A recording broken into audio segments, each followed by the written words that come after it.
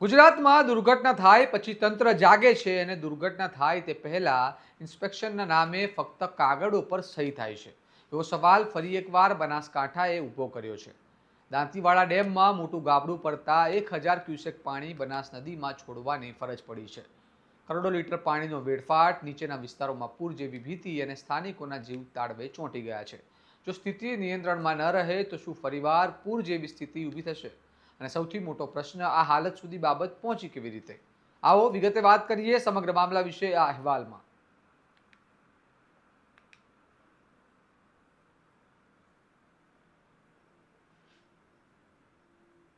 નમસ્કાર, હું ચિરાગ વર્ષાબેન, આપ જોઈ રહ્યા છો સ્વમાન.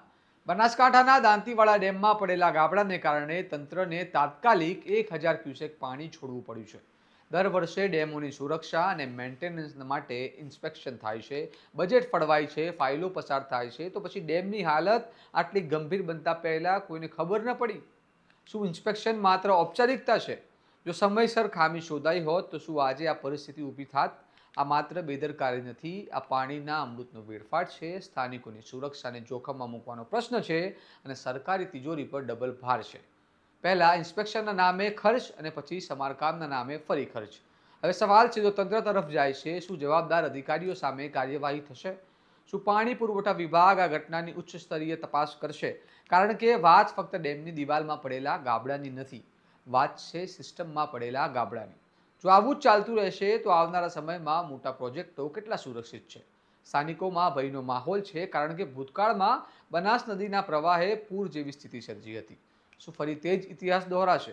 અને હવે નજર જાય છે કે પાણી પુરવઠા વિભાગના મંત્રી કુંવરજી બાવળિયા તરફ. શું તેઓ જવાબદારો સામે કાર્યવાહી કરે છે? દૃશ્યમાન કાર્યવાહી થાય છે કે નથી થતી? પછી આ મુદ્દો પણ થોડા દિવસોની ચર્ચા બનીને ઠંડો પડી જશે. ટેક્સદાતાના પૈસાની બનેલો ડેમ જો સુરક્ષિત ન રહે તો જવાબદારી કોણ લેશે? શું માત્ર કુદરતી કારણ કહીને મામલો દબાવી દેવામાં આવશે? આપ શું માનો છો આ ઘટના પર? તાત્કાલિક અને પારદર્શક તપાસ જરૂરી નથી? મારું મંતવ્ય અમને કમેન્ટ બોક્સમાં જણાવજો અને આવા જ વિશ્લેષણવાળા અહેવાલો માટે સ્વમાનને લાઇક, શેર અને સબસ્ક્રાઇબ કરવાનું ભૂલતા નહીં. નમસ્કાર.